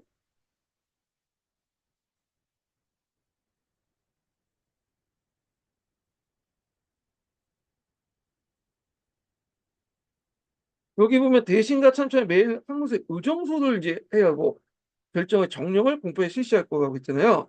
예. 그래서 이제 여기에서 보면 의정부가 아니라 의정소를 지정하거든요. 예. 그래서 6조 위에 모든 불필요한 감정을 허파한다. 그러면서 요걸 이제 6조는 맞는 것 같은데 의정부가 아니라 의정소라고 보시면 될 것 같아요. 그래서 요거는 좀 잘못된 내용인 건 해요. 이걸 아마 의정부로 해석해가지고 의정부 6조와 연결돼 갖고 이제 얘기를 한 것 같은데 요건 좀 잘못된 것 같아요. 예. 자, 그래서 이제 있고요. 다시 넘어가서 자, 그 다음에 또한 대신과 참찬을 참여한 의정소 회의를 통해서 국정의 혐의를 이제 결정하고 국가를 제거하도록 왕권을 제한다. 예. 그래서 이제 의정부는 어디에서 어떻게 튀어나왔는지 모르겠는데, 제 생각에는 이 의정부 잘못 해석했는지 그런 식으로 나오는데 또 의정소가 구별을 하고 있으니까 제 생각엔 이게 왜 이렇게 됐는지 잘 모르겠어요. 이거는 제가 예. 아마 잘못 해석한 것도 있을 것 같아. 제 생각이고요. 예. 자. 그리고 대신과 참찬에 참여하여 의정소 회의에서 국정을 협의하고 결정하고 국왕이 제거하도록 왕권을 제한했다. 이렇게 보시면 되고요. 그래서 의정부가 중심이 아니라 의정소예요. 의정소. 네, 그 당시는 의정소. 그래서 이게 왜 일어나는지 모르겠어요. 6조에 일어났는데 6조에 하다 보니까 의정부를 연결시켜 그냥 연칭해서 얘기했는지 아니 의정소를 의정부와 뭐 동일하게 보고 이렇게 해석했는지 잘 모르겠습니다. 이거는 네, 제가 그냥 안개 두시는 게 나을 것 같아. 그냥 서 있으니까. 네. 자, 또한 문벌을 폐지하고 정부의 보부상 조직을 통치했던 해상공급을 그 당시 이제 확보하고 민정치의 이제 정치 경제 기반 완화시키고 뭐 이랬는데 해상공급은 후에 이제 1885년에 상립으로 개편했죠. 그래서 요건 나중에 보부상 조직할 때 좀 더 얘기를 해보고요. 자, 그래서 인재등용 및 흥성대공의 세력과 연대를 통해서 정치 우연을 확장하고자 했다. 자, 개야당은 그 당시 민씨 척조 세력을 제거하고 왕권을 제약하는 과정에서 고종과 중정 민씨의 반감을 샀다. 그래서 그 당시 앞에서 얘기한 것처럼 개야당이 그 당시 살인 리스트를 만들어가지고 그 당시 그 살생부죠. 살생부를 만들어가지고 왕이 만년에도 불구하고 불려내서 죽였잖아요. 그러다 보니까 이제 왕후부터 완전히 이제 인간적이고 나발이고는 신뢰가 다 없어진 거죠. 자, 정교 3일째 12월 6일 청군은 고종호인을 명부로 개화단과 일본군을 공격했고 청군은 조선의 좌우 영군과 협조하여 개화단 병력과 함께 일본군을 제압했다. 예, 청군은 조선의 좌우 영군과 협조해 개화단 병력과 일본군을 제압했는데 일본군은 이미 이제 사전에 청군이 온다는 소문을 듣고 빠져나갔어요. 예, 그래서 실제 제압당한 거는 개화단 병력이라고 보시면 돼요. 자, 이로써 이제 갑신전면 3일 만에 막을 내렸고 김옥균, 박용호, 서강범, 서재필 등은 일본을 망명했으며 홍영식은 고종을 보좌하다가 살해당했다. 자, 정경 과정에서 발생한 청일 간의 무력 충돌과 일본의 개입은 외교 문제에 비화됐고요. 1885년 1월 9일 조선 정부는 일본의 사회를 포명하고 일본에 입은 피해를 대한 사죄 보상과 일본 공사관 신축 자금 지원을 약속하는 한성조약을 체결하여 그 당시 갑신전 문제에 매듭지었고요. 1885년에 4월 18일 그 당시 청군의 니홍자가 일본에 이토 시노부미는 조선 내에 일본의 어떤 청일 군대의 동시 철수, 청국과 일본에 배제된 삼국 군사 구간의 조선군 훈련, 청군 일본의 초선의 군대에 파견할 때 상대국을 미리 통보한다는 내용을 담은 팽진조가 체결했다. 그래서 앞에 교과서 내용은 이제 두 가지가 있는데 여기는 요 내용이 추가됐죠. 예. 그래서 삼국공사 보관의 조선군 훈련을 배제했는데 왜 그러냐면 이게 이제 삼국 군사 교관을 군사 조성군을 훈련시키는 내용이 추가했는데 왜 그러냐면 청국과 일본이 각각의 이제 뭐냐면 그 군사 공을 가지고 조선군을 훈련시킬 경우에는 이 조선군의 성격이 달라지죠. 그래서 일본군 교관을 훈련시킬 경우에는 조선군이 일본 친일본화되고 친일 군대로 바뀌고 청나라 교관이 올 경우에는 신청 군대로 바뀌죠. 예. 그래서 이걸 배제하기 위해서 중립적이고 중립기업을 바꾸자 삼국 군사 교관을 통해서 조선군을 훈련시키자 했던 것 같아요. 예. 자, 그래서 이제 이런 것들이 나중에 또 불거지게 되는데 나중에 좀 얘기했지만 훈련대가 있잖아요. 훈련대가 일본인 교관들에 비해서 훈련을 받아요. 그러니까 이게 훈련대가 상당히 이제 친일화 부대로 바뀌죠. 물론 일본은 이제 반반한 색도 있겠지만 그 안에 자, 그 다음에 청군과 일본이 조선의 군대를 파견할 때 상대국에 미리 통보한다는 내용을 다는 생진조약을 체결했다. 이렇게 보시면 되겠습니다. 자, 그 다음에 다시 돌아와서 이제 조선을 둘러싸고 열강이 대립 격화되다. 이렇게 보는데요. 자, 그 당시에 이제, 그 당시라는 것은 이제 1880년대죠. 그러니까 그 이모군란이 끝난 후, 갑신정이 끝난 후, 그 당시 이제 그 어떤 사건이 일어났냐면, 중립파 거문도 사건이 났죠. 그리고 그 처리하는 과정에서 이제 뭐 부들러나 유길준 이런 사람들이 중립파 이론이 이제 대두되기 시작해요. 예. 자, 그래서 이제 조선을 둘러싸고 이제 열강들이 대립을 하고 있었는데, 자, 이거 좀 잠깐 지도를 보고 이제 좀 얘기를 해보겠습니다.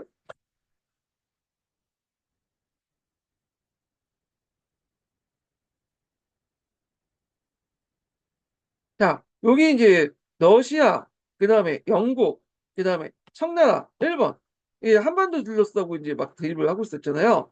자, 요걸 이제 각국의 대립 과정을 이제 좀 볼 때 우리나라와 그 각국의 관계뿐만 아니라 각국과 각국의 관계를 또 봐야 돼. 일본과 러시아, 청나라, 영국 관계 봐야지 이런 것을 봐야지 이제 큰 그림을 통해 봐야지 우리나라에서 각국의 왜 우리나라 그런 행동을 했는가를 이해할 수 있거든요. 그래서 국제 관계를 볼 때는 항상 우리나라와 다른 나라 관계뿐만 아니라 다른 나라와 다른 나라 관계도 같이 봐야 된다는 거. 그래야지 큰 그림을 통해서 우리나라와 다른 나라의 관계를 이해할 수 있어요. 예. 그래서 이제 이런 걸 좀 봐야 될 텐데, 자, 여기 보면 러시아는 제일 목표가 우리나라가 아니에요. 러시아는 만주 지역이야. 만주 지역.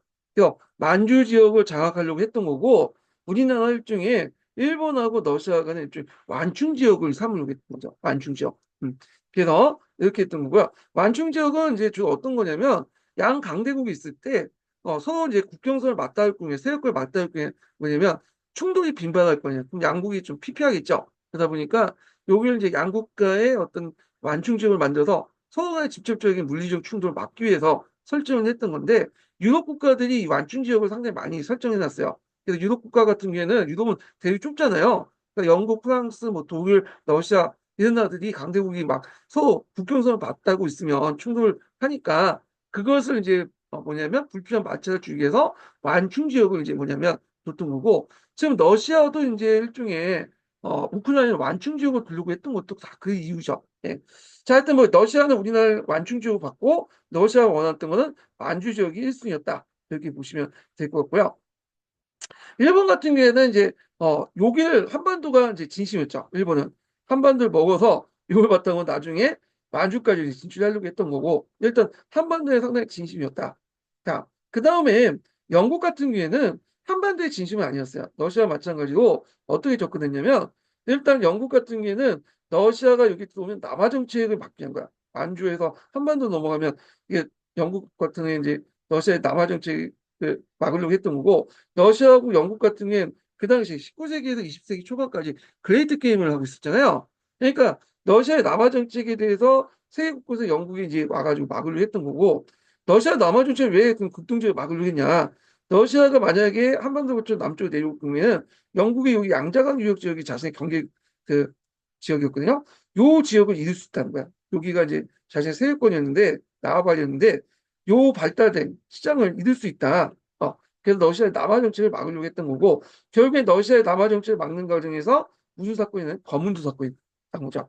그다음에 청나라 입장을 볼 때는 조선은 상당히 중요한 동번, 동쪽의 제국이죠. 제국. 만약 청나라가 뚫릴 경우에는 어떻게 했어요? 청나라 뚫릴 경우 여기가 탱징, 베이징이잖아. 베이징이 뚫리는 거야. 그러니까 자신의 동번을 일종의 방패막이로 삼아서 일본이나 러시아 침략을 막으려고 했던 것이죠. 그래서 각국의 우리나라 접근하는 방법이 다르고 하기 때문에 이거에 대해서 제대로 알아야지 그 당시 구한말 시대 때 국제관계에 대해서 좀 이해할 수 있다. 이렇게 보시면 되겠습니다. 예. 자, 이렇게 열강제의 어떤 이제 각국적인 어떤 한반도 내에서 그 당시 사관학교에서 민씨 정권을 어떻게 했는가 관련된 내용을 좀 볼게요. 예. 자, 갑신전변 이후에 청해 간섭이 심해지니까 그 당시 이제 민씨나 민정부나 고종조차도 등을 돌리게 돼요. 청은 안 되겠다. 그럼 청 대신에 청을 견제할 수 있는 세력이 필요하죠. 그러니까 러시아와 미국이 이제 등장하게 되죠. 러시아에 접근해. 그래서 조선은 그 당시 러시아와 비밀 교섭을 하는데 그래서 청을 견제하려고 했죠. 그래서 요거 예전에 기출문제 나왔던 거죠. 그래갖고 그 당시 두 번에 거쳐서 이제 1차, 2차 도로 미락을 시도했다. 이렇게 보시면 돼요. 그때 1차 미락을 관련돼서 그때 할 때 러시아가 영웅만을 조처하려고 했거든요. 그래서 그 당시 이제 하니까 안 되겠다. 그래서 칠려적인 조선 정부를 견제하고 대원군을 그때 석방했고요. 그때 반칠려적인 어떤 경향에 그러니까 반청 칠려 경향에 멜렌도프를 파면했어요. 왜냐 제1차 조로 미학을 누가 조성했냐면 멜렌도프를 파면했던 거죠. 그 베닌을 이제 그 후임으로 파견했는데 자 근데 이제 데니 역시 또 전인자 멜렌도프와 함께 청나라가 나면서 막 청나라 공격을 하게 된 거야. 그리고 데니도 파견을 했죠. 그래서 1차 조정 미학을 통해서 그 당시 그 멜렌도프가 1차 조정 미학을 통해서 그 러시아를 주선했고 러시아가 영웅을 조처하니까 그 당시 청나라는 그 당시 그 대원군 석봉에서 민씨 정권을 견제하고 칠러 정권이 민씨 정권을 견제하고 멜렌도프 파면하고 데니를 또 후임했지만 데니도 파면했다 이렇게 보시면 될 것 같아요. 예. 자, 그 다음에 이제 2차 조정 미학도 있는데 그때 1886년에 러시아 공산 웰베드라는 사람이 있어. 베베드라고 하죠. 그래서 베베드는 이제 그 당시 그 조조선의 추진으로 조선과 제3국의 분쟁 시 러시아가 군함을 파견했다라는 위약을 체결하려고 했는데 결국 청해 압력 때문에 폐기됐다. 이렇게 이제 보시면 돼요. 자, 1, 2차 그 조로 위약이 먼저 설이라고 하지만 하여튼 그 설이 막 퍼지니까 자, 이거에 대해서 이제 러시아에 견제하기 위해서 그 당시 영국이 거문도를 점령했잖아요. 예. 그래서 영국이 그 당시 러시아를 견제한다는 구실로 거문도를 점령한 사건이 거문도 사건이에요. 거문도 사건. 그래서 거문도의 위치를 예전에 한번 물어본 적이 있거든요. 예. 거문도에 대충 여기 있죠. 예. 예전 사지선다 문제에 거문도의 위치를 물어봤어. 예. 거문도 여기 사건이고 거문도 사건을 좀 볼게요. 여기 이제 1차 조정 미약, 2차 조정 미약인데 미작설이라고 했고 이제 풍문이에요. 풍문 그냥 내가 읽어보시면 될 것 같고 자 그래서 이제 조로 비밀 협상이 풍문이 도니까 러시아의 남하 정책을 저지하기 위해 검문들을 점령했는데 이걸 이제 중국사하고 이제 비교해 보면 중국이 아니 러시아가 그 당시 그 삼국 간섭을 통해서 여순 대전을 이제 조차하니까 영국이 웨이하이 상동선의 웨이하이를 조차했잖아요. 그래서 남하 정책을 막았다고 이제 예전에 기출문제 나왔죠. 요거하고 연관시켜서 보시면 될 것 같아요. 그래서 요거 한번 관련된 내용을 한번 읽어보겠습니다. 229에서 230인데 이렇게요. 정부는 청해 간섭을 벗어나기 위해서 러시아를 끌어들여 조로 비밀 협약을 추진했다.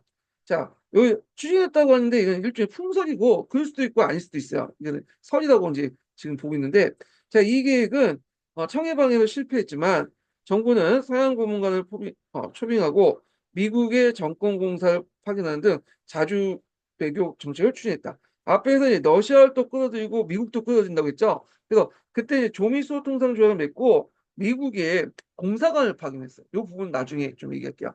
굳이 이제 중국에서는 공사관을 왜 파견하냐, 우리가 대신 해줄게. 그럼에도 불구하고 반대에도 불구하고 공사관을 파견했어요. 이건 나중에 좀 얘기하겠습니다. 자, 한편 갑신전병 청나라와 일본이 날카롭게 대립하자 서구 열강들도 한반도 문제에 관심을 기울였다. 그래서 영국은 조로 비밀 협약이 풍문으로 이제 들려오자 러시아의 남하를 대비한다는 핑계로 검은도를 불법 점령했다. 이렇게 보시면 되고요.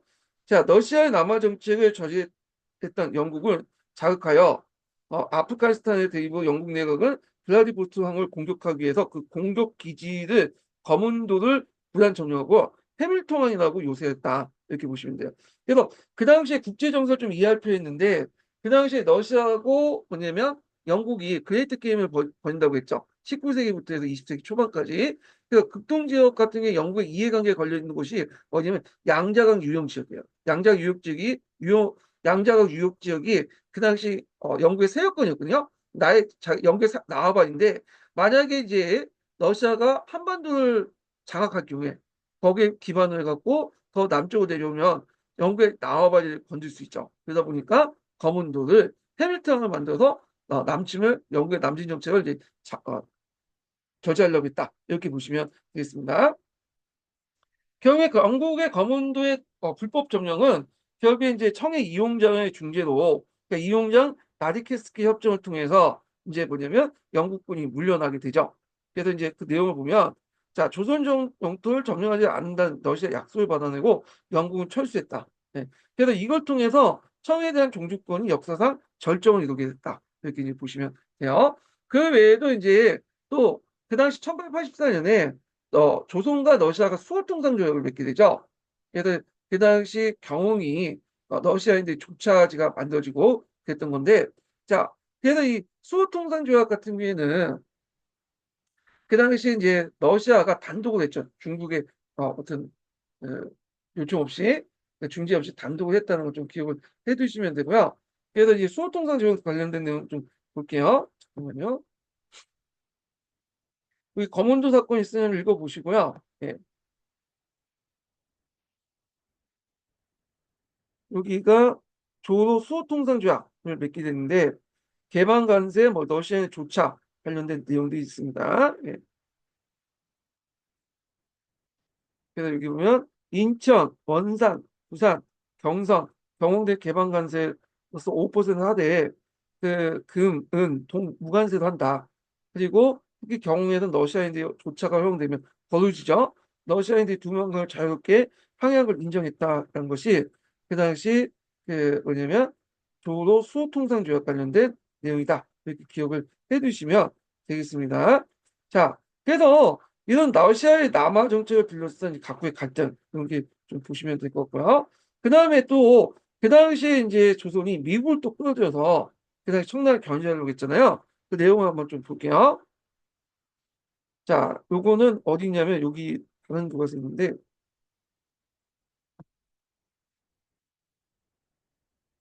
잠깐만, 여기 있는 게 아니라 해난 그것이 있는가? 여기 있네. 자, 서양 국가에서 처음 설치한 주미공사 이렇게 있는데, 자, 우리나라가 이제 처음으로 그 당시 이제 주미공사관을 파견했어요. 공사라는 것은 이제 대사와 거의 이제 동격이다 보시면 돼요. 예전엔 좀 격이 높은 그 제국이라고 부르는 오스트리아 뭐 함스부르크 제국이라는 거, 오스트리아 제국이라든지 제국이라고 붙이는 러시아 제국이나 이런 데에서 파견하는 것을 대사라고 하고, 보통 나는 공사업을 파견했는데, 이게 이제 외교적으로 좀 약간 국가를 차별한다는 느낌이 드니까 요즘에는 공사란 말 없이 대사로 다 통일했죠. 상하평준화 시켜갖고. 그래서 하여튼 대사는 좀 격이 높은 어떤 제국자가 붙은 그 나라고, 공사는 좀 공화국이나 왕 해당하는 나라들이 파견된 공사다 했지만 대사 업무가 똑같아요. 그래서 우리나라에 이제 파견된 최초의 미국 공사관이 누구냐? 박정희이야. 서양 국가에서 처음에 미국의 공사관이 마련되었다. 주미공사관은 이듬해 현재 위치인 워싱턴의 노건 서클로 옮겼고, 이후 대한제국의 주미공사관으로 사용되다가 일산의학으로 기능이 중단됐고, 자, 국고 피탈 후에 소유권이 일본에 뺏겼지만 다시 우리가 사들여갖고 우리 품으로 다시 돌아왔다. 그래서 지금 박물관을 사용하고 있는 걸로 알고 있어요. 예. 자, 근데 이제 이때 공사를 파견할 때 중국이 청나라 결사반대했어요. 우리가 해줄 텐데 너가 뭐 따로 공사를 파견하냐. 근데 그 계속 파견하겠다 하니까 그때 조건을 걸죠. 세 가지 조건을 걸고 이 조건에 맞춰서 행동해라. 그렇게 했는데 박정희 그걸 무시하고 하다가 결국에는 이제 박정희 청나라 압력을 받고 쫓겨나요. 그래서 그만두고 뭐냐면 조선으로 들어오게 되는데 이 부분이 그 시민왕국사 부분이 있어요. 한번 읽어볼게요.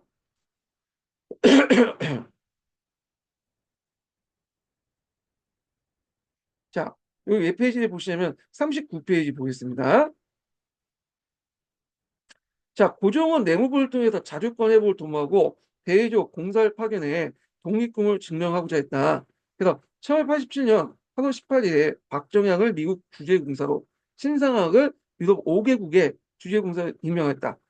총은 최초로 시행된 조선공사 파견을 반대했지만 미국 정부가 반발하여 이들 막을 방법을 내세우기 어려웠다. 그러니까 이 청은 그 당시 이제 조건을 걸어서 이제 인정해줬죠. 박정향을 미국 주재공사를 파견한 대신에 영약 3당을 맺어서 세 가지를 준수하고 요구했다. 근데 이 영약 3당 내용이 지금 교과서는 없어요. 지금 교과서는 없고 예전에 그 09년 개정 교과서 있어요. 네. 그 09년 개정 교과서에 있죠. 그때 이제 지금 우리가 알고 있는 09년 개정 교과서는 이제 그 뭐야 언제 했죠? 어, 갑자기 이름이 생각 안 난다. 요즘에 이름이 잘 생각 안 나. 치매기가 있는지 모르겠는데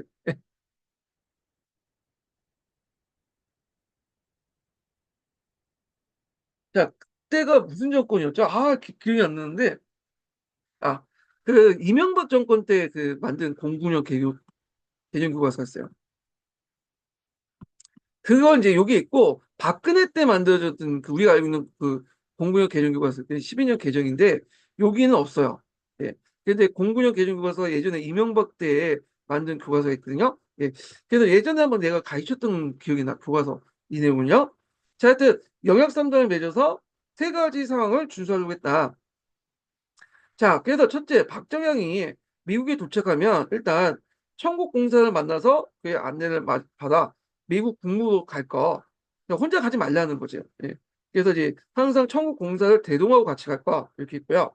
자, 두 번째는 박정향이 각종 외교 모임을 해서 주미 총국을 상석에 위치하지 말 거. 자리에 앉을 때 뭐냐면 항상 밑에 앉으라는 거죠. 셋째는 현안이 있을 때 박정향은 청국공사 협의해야 된다는 것. 세 가지 원칙이에요.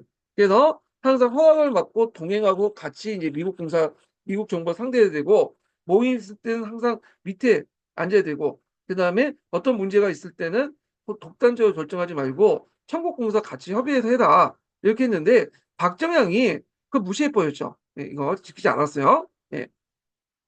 자, 1987년 9월 박정항은 참차관 이완용. 자, 이완용이 이제 박정항을 이제 도와주기 위해서 이제 차관으로 들어간 거야. 참차관으로. 예. 그래서 이완용이 영어를 상당히 잘했다고 그래요. 이 사람이. 그래서 이제 유경공원에서도 이제 뭐냐면 영어를 또 익혔고, 그 다음에 여기 미국에 가서 이제 또, 영어를 익혔죠. 영어 상당히 잘했다고 하는데, 그래서 이 사람이 원래는 친미파였어, 친미파. 그 나중에 친일파로 바뀌죠. 예. 그래서 친일파 바뀌었는데 그럼 일본어를 열심히 공부했어야 되는데 오히려 일본어는 잘 몰랐다고 그래. 영어는 되게 잘하고. 예.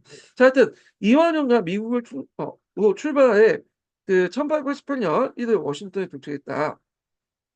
자, 그는 워싱턴 주재의 청국 공사를 이제 뭐냐면 접근하기 전에 미국 국무를 방문하고 국무부라는 것은 우리 외교부예요. 외교부. 예. 그래서 이렇게 있고 이어서 미국 대통령에게 국서를 제출했다. 그러자 이제 청국공사 장인하는 박정영이 영약 상당을 어겼다고 주장했다. 왜냐하면 왜 국서를 제출할 때 왜 미국 대사를 간도 만나? 그리고 분명히 누구하고 같이 가야 돼? 청나라하고 같이 가서 같이 제출해야겠죠. 예. 그래서 또 이것들 중에 뭐냐면 협의를 해야 되잖아. 국서를 어떻게 제출할 거예요? 협의 없이 그냥 무시하고 그냥 간 거잖아요. 혼자 단독으로. 자, 그래서 이제 이 소식을 접한 위안스카이는 고종에게 박정희의 소환을 요구했다. 청의 압력으로 결국 박정희는 부임한 지 1년 만에 소환대 기국됐고, 그다음 유럽공사 심사위 후임으로 조신을 임명했다. 근데 조신은 공사에 부임하지 않은 채 홍콩 2년에 머물다 기국했다. 뭐 이렇게 있고, 예. 어, 그다음에 제가 유독 공사 심사학의 후임으로 조심히 이거 중요한 건 아닌 것 같아요. 하여튼 영역 3단 관련된 내용 좀 파악을 해주시면 되겠습니다. 예. 자, 그 다음에 넘어가서 다시 이제 볼게요. 자, 앞에 거문도 사건하고 이제 미국의 공사들 파견 관련된 내용 있죠. 자, 그 당시 이제 조선을 둘러싸고 열강의 대립이 심해지니까 독일 외교관 부들료는 조선의 중립화론을 제시했고요. 미국에 돌아온 육일준도 중립화론을 제시했다. 그래서 중립화론 관련된 내용이 여기 나와 있죠. 자, 그래서 이제 요거는 좀 보고 넘어가겠습니다. 좀.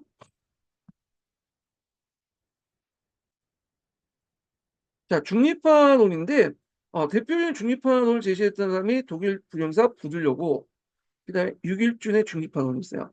그래서 부들려의 이제 그 중립화론은 뭐냐면 청일 양국의 정제토가 되는 걸 막기 위해서 조선 중립화론을 제기했고 그때 세이슨을 모델로 해서 중립화론을 제안했다는 거. 육일준 같은 경우에는 그 당시 육일준이 갑신전변 이후에 그날 김옥균하고 육일준이 좀 친했거든요. 그래서 민씨정권의 어떤 이제 의심을 사게 돼요. 그래서 육일준이 미국에 공부했다가 김씨 그 민씨정권이 돌아오라 하니까 돌아왔잖아요. 돌아오자마자 가택연금을 당해요. 그러니까 7년 동안 가택연금을 당하는데 그 기간 또 할 게 없으니까 뭐 서울고문도 쓰고 그다음 중립론도 제시하고 되는데 자 여기 내용을 보면 열강들이 모두 참여해요. 다자회담이죠. 그래서 조선의 중립조약 체결 구상을 했다. 다자조약을 해야지 좀 더 약간 구속 그 여기 있잖아 양자조약보다는 그래서 그때 이제 청의 적극적인 역할을 이제 주문했죠. 어, 그리고 어디를 모델로 냐면 벨기움 벨기에가 불가리를 모델로 해요 중립환원을 제출했다 이렇게 있는데 자 그 당시에 조선 정부가 다 거부했어. 예. 부들라는 탱진조약이 조선의 안정을 보장하고 있는데 왜 또 하냐? 또 6.1준에 하는 민씨 정권이 6.1준을 되게 안 좋게 생겼죠. 급진기합법 인식이 믿을 수 없는 사람이야. 그러니까 거부를 했고 그리고 중립화론을 받아들여도 별 의미가 없어. 네. 중립국이 되려면 나름대로 어떤 이제 경제력이나 군사력이 어느 정도 있어야 돼. 양쪽을 볼 때 버틸 수 있는 힘이 있어야 돼요. 근데 우리가 이제 지금도 있지만 지정학적으로 보면 주변에 강대국도 있잖아. 강대국 웬만한 강대국도 아니죠. 우리보다 국력이 수십 배나 강한 그 나라잖아요. 중국이나 그 당시 그 미국이나 지금나. 근데 한쪽에 안 쓰고 그냥 중립외교를 했다. 양쪽으로 또 공격을 받을 수 있어요. 차라리 이렇게 힘이 약한 나라는 선택을 잘해야 돼. 어, 중국이냐, 미국이냐. 근데 줄을 잘 써갖고 한쪽을 선택을 하고 나서 그쪽을 이제 줄 확실히 써야지 보호를 받을 수 있는 거예요. 네. 그래서 이게 이제 가는데 중립국이 되려면 완전히 이제 스위스처럼 이제 경제적으로 군사적으로 강국이고 그다음에 이런 것을 하지 않는 이상은 우리처럼 지정학적 상당히 불리한 국가에서는 중립국은 힘들다 이렇게 보시면 될 것 같아요. 예. 그다음에 김옥균 같은 경우에 이제 청나라가 청나라 이용재를 보낸 공개선에서 한반도 중립화를 김옥균도 주장했다. 근데 뭐 잘 안 나오죠 김옥균은. 그 밑에 이제 교과서 6.1주의 중립화론이 있으니까 한번 읽어보시고요. 예. 자, 그래서 이제 이런 내용들 파악을 해두시면 될 것 같고 여기 중립화론이 그 뒤에 있거든요. 그리고 중립화 6.1주의 중립화론 한번 읽어보시고 네, 이것만 읽어보겠습니다. 자, 19세기에서 20세기 초 부동산을 얻으려고 하는 러시아와 이들 막을 영국이 세계 곳곳에 충돌했다. 요걸 이제 그 역사 용어 그레이트 게임이라고 하죠. 그레이트 게임. 자, 그래서 두 나라의 충돌은 조선에도 영향을 끼쳤다. 그래서 갑신전변 이후에 조선은 청해 간섭에 벗어나기 위해 러시아와 영국의 조차, 그 다음에 러시아의 보안 파견을 비밀리 협의하였다. 이를 알게 된 영국은 러시아의 남하를 막기 위해서 검은도를 점령했다. 자, 조로 비밀 협약설이죠. 예. 그래서 이제 풍문으로 돌았던 건데 이게 사실관계는 지금 뭐 맞다 아니다 여러 가지 서 있어요. 하여튼 자, 조선에서 열강의 대립이 심해지자 조선 중립화론이 제기되었다. 이렇게 이제 보시면 되겠습니다. 예. 자, 그 다음에 그 앞에 이제는 갑신점의 평가, 김유신의 평가하고 박유신의 평가인데, 각자 읽어보시면 될 것 같고, 이거는요. 자, 그 다음에 넘어가서, 여기 천재교과서 관련된 내용을, 시마스 관련된 내용 읽어볼게요. 요거 읽기 전에, 두 번째 인증번호 알려드릴게요. 두 번째 인증번호는 99번입니다. 네, 두 번째 인증번호 99번이에요.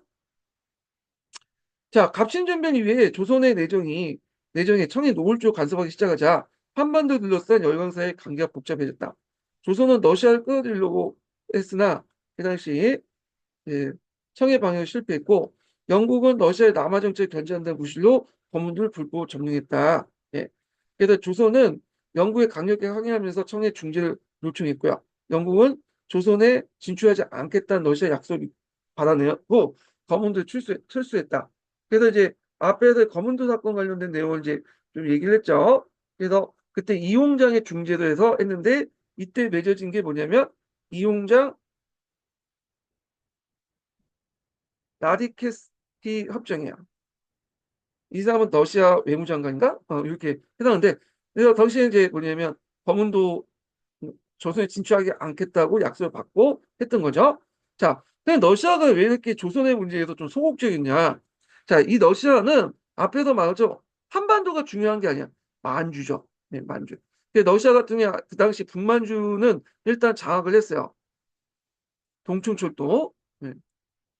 했고 요걸 바탕으로 남만주까지 나가려고 했던 건데 만약에 이제 러시아가 한반도를 좀 안중지대로만 생각밖에 안 하고 있었는데 한반도 문제로 일본이나 영국하고 계속 충돌할 경우에는 자기가 원하고 싶은 그 만주 전역의 지배를 뭐냐면 어, 못하게 될 수 있어. 서로 간의 열강제 압력 때문에. 그래서 러시아는 한반도는 이성법을 좀 이렇게 물어놓고 최선의 만주를 이제 집중하고 만약에 러시아와 다른 열강제 한반도에서 충돌하면 러시아는 항상 좀 양보해서 물러나로 하려고 했던 거죠. 왜냐면 만주가 되게 중요한 거니까.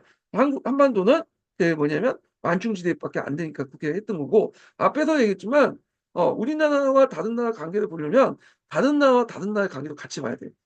왜 그 사람이 이런 포지션을 취했냐? 이렇게 이제 볼 수가 있어. 예. 자, 그 다음에 이제 또 보면 한편 갑신전변 이후에 그 당시 한반도를 둘러싼 열강의 세력 경쟁이 심해지자 조선에서 주권을 지키는 방법으로 중립화론이 제기됐다.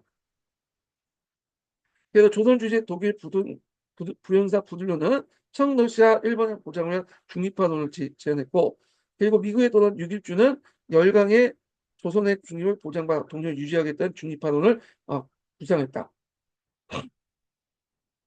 갑신전면 직후에 독일의 불륜도가 영세 중립화를 권고하자 영국이 관문도를 점령하는 등 한반도를 둘러싼 열강의 대입이 가열되자 6.1주는 열강의 보장한 조선 중립화론을 제기했다. 뭐 이렇게 있다는 거. 그래서 이제 보시면 되고요. 그 뒤에 뭐 갑신정령 14개 조항이 있으니까 한번 읽어보시고 네. 여기도 뭐 잘못됐네. 대신 찬자 한문 속에 의정부에서 해외 결정을 정령 의정부 아니죠? 의정소예요. 예. 그리고 그다음에 요것 때문에 그런 것 같아. 제가 앞에 원문 내용을 잠깐 볼게요.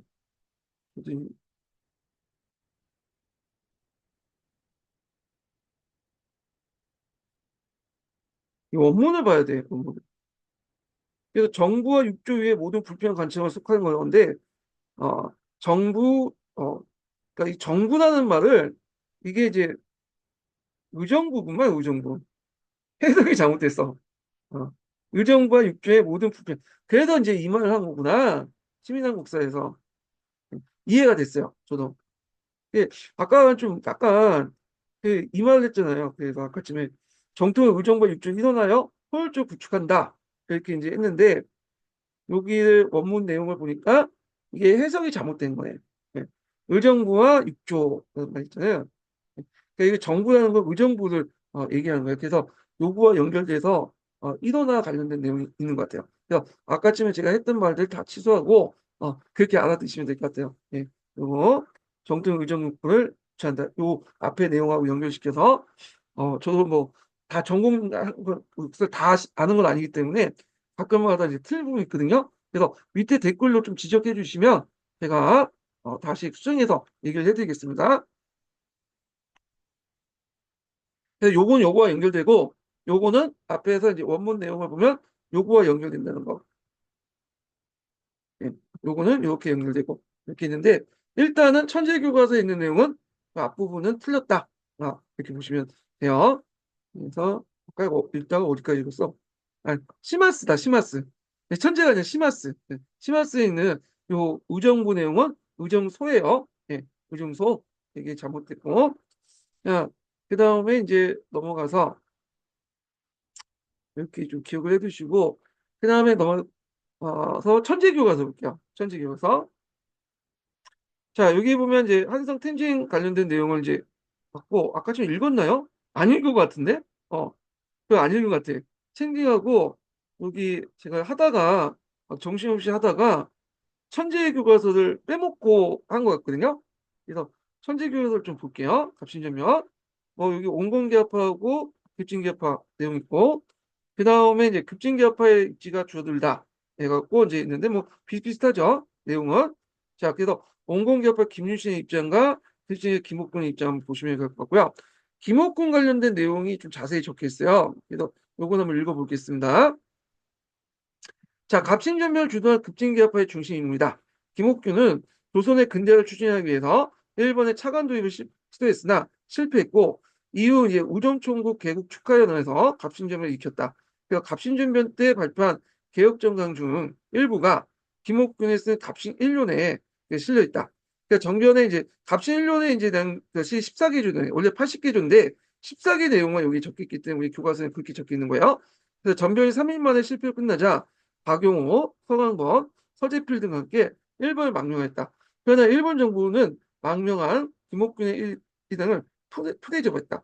1894년 김옥균은 다시 청으로 건너갔지만 상하이에서 자기 홍조에게 암살했다. 홍조가 접근했죠. 이 사람은 이제 우리가 보수파라고 생각했는데 이 사람은 보수파 아니에요. 이 사람은 근황파예요. 이 사람도 이제 개혁을 주장했던 사람이야. 근데 개혁이 어떤 거냐면 왕 중심이야.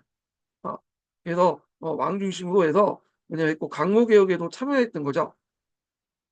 그래서 이 사람도 이제 뭐냐면 나름대로 유학을 갔어요. 프랑스 유학을 갔거든요.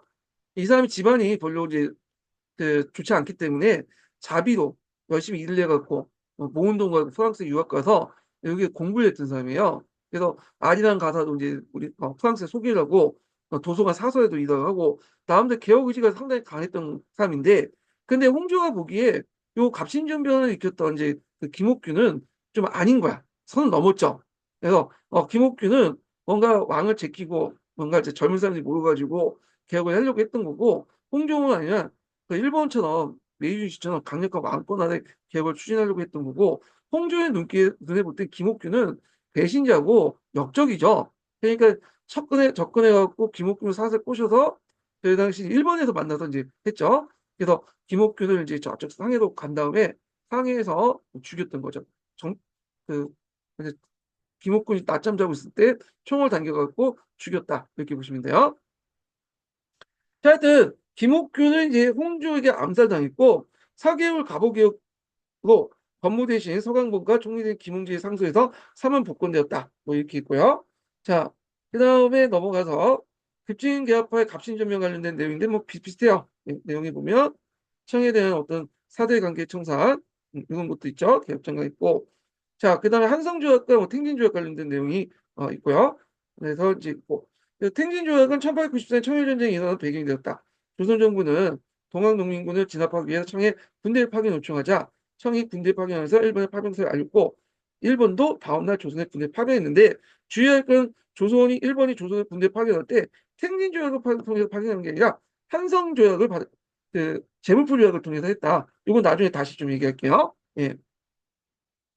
자, 급진개혁파가 우전총국 개국 축하에서 정변을 일으킨 이유가 뭐냐? 한번 읽어보겠습니다. 자, 이 그림은 우전총국 개국 축하연에 참석한 사람들의 자석 배치도로 청일본, 미국, 영국의 외교관들이 참여한 사실을 확인할 수 있다. 자, 급진개혁파는 정변의 성공을 위해 외국의 지지를 받은 것이 중요하다고 판단했다. 그래서 각국의 외교관들이 참여하는 우전총국 개국 축하연을 기회로 정변을 일으켜 이들부터 지지를 얻어내려고 했는데 그러나 급진개혁파 예상과 달리 미국, 영국 등은 정교한 중립적 태도를 보이면서 사태를 감행할 거야. 그 다음에 청은 명백한 반대 입장을 보였다. 근데 저도 가만히 생각해보니까 얘네들이 지지할 리가 없지. 그냥 얘네들 쿠데타가 이제 어떻게 될지 모르는데 쿠데타 성공하고 나서 지지를 하는 거지. 그리고 여기에 잘못된 채택한 게 뭐냐면 이렇게 파티장에서 이렇게 쿠데타를 일으키면 그 공사관이 얼마나 겁을 먹겠어요. 예. 근데 그 입장에서 지시해달라? 말이 안 되는 거죠. 자, 하여튼 급진계약파는 처음 계획과 달리 일본에 대한 다른 나라의 지지를 얻지 못했고, 솔직히 일본의 지지를 얻었다는 것도 일본 개인 공사관의 지지를 얻은 거지 일본 정부 차원의 지지를 얻은 건 아니에요. 예. 자, 뭐 이렇게 있고, 그다음 갑신전변 이후에 열갈 각주이 심하다. 그래서 이제 여기 뭐 거문도 사건 관련된 내용이고요. 중립화론 있죠. 그래서 있고, 그다음 이문혁 조선정부는 자강 정책을 이제 뭐냐면 추진했다. 그래서 서양식 군사훈련을 받을 수 있는 연무고원과 일종의 사관학교라고 보시면 돼요. 근대학문과 외국어를 배울 수 있는 유경고원을 설치했다. 자, 요거는 나중에 일이죠. 대외적으로는 서양 국가 중에 미국의 최초 공살 파견에 조선이 자주 독립군을 내세웠다. 네, 이런 내용도 좀 보시면 되고요. 자, 급진계합화가 만들어낸 세상 뭐 이렇게 한번 쭉 읽어보시면 되고요. 그 다음에 갑신전변 이렇게 관련된 내용들 좀 보시면 될 것 같고요. 여기는 의정소가 정확히 기록되어 있네요. 그래서 책마다 의정소가 제대로 된 것도 있고 아닌 데도 있어요. 이걸 의정부로 해석을 해가지고 했는데 의정부하고 의정소 다르다고 분명히 말했죠. 예. 그리고 이제 의정부와 육조의 불필요한 간청 없애자는 거는 불필요한 간청 없애는 것도 있지만 또 정통적인 의정부 육조 체계를 이제 뭐냐면 복원하겠다. 뭐 이런 의미도 있다라는 걸 보시면 돼요. 그렇지만 실제 정치는 의정소가 요게 핵심이고 요거는 그냥 명분이라고 보시면 될 것 같아요. 정치 명분. 예. 자, 그래서 이제 이렇게 해서 이제 좀 봤고요. 예. 자, 그 다음에 해남 교과서를 좀 보겠습니다. 자, 해남 교과서는 아까 이제 여기 주미공사관 관련된 내용이 있고, 근데 여기도 마찬가지로 검은도 사건 관련된 내용이 있죠. 그래서 검은도는 전라남도 여수에 있는 섬인데 이 검은도 위치에 예전에 시험 문제 나왔던 거고요. 육지와 많이 떨어져 있는 데다가 크기가 작아 점령과 방어가 수월하고 러시아 함대가 남하여 대한해협을 지나갈 때 이들 공격하기 좋은 위치였다. 이렇게 있고 자 그래서 이제 있고 검은도 사건 관련된 내용 그래서 이무역의 부들력 그 다음에 6.1준 관련된 내용이고요. 그 다음에 정부의 개혁 정책은 이제 지속됐는데 이문혁의 유경공원과 연무공원을 세워서 외국인 공사 초빙했다.